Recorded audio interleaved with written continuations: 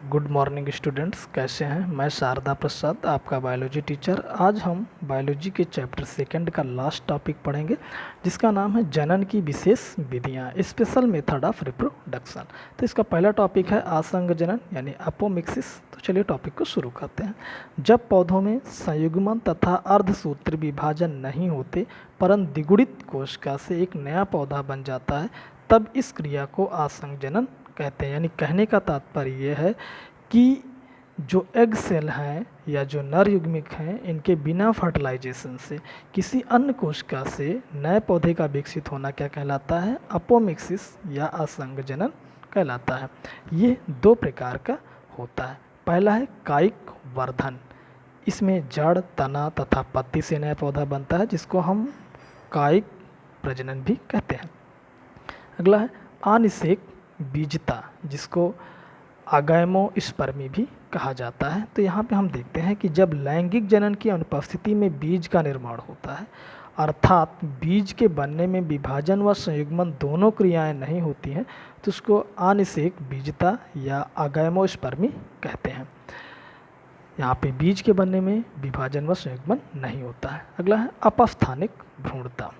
जब भ्रूण बीजांड की किसी भी द्विगुणित कोशिका जैसे बीजांडकाय अध्यावरण, जिसको इंटीग्मेंट कहा जाता है, आदि में वृद्धि व विभाजन से बनता है, तब इसे अपस्थानिक भ्रूणता कहते हैं। जैसे आम में यहाँ भी दिखाया गया है कि अपस्थानिक भ्रूणता निम्न कोशिकाओं से विकसित हो सकती है।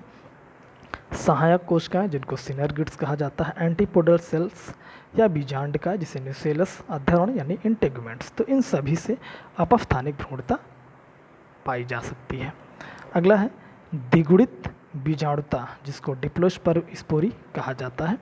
तो यहाँ पे जब अर्धसूत्री विभाजन के बिना ही गुरु बीजाणु मात्र कोशिका से भ्रूण कोश बनता है, तो इस प्रकार से बने भ्रूण कोश की सभी कोशिकाएं द्विगुणित होती हैं।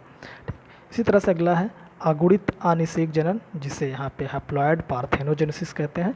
इसमें अंड कोशिका यानी कि जो एग सेल होती है अगुणित होती है, परंतु निषेचन नहीं हो पाता है तथा अंड कोशिका से सीधे भ्रूण बन जाता है, तो उसको अगुणित अनिषेक जनन कहते हैं।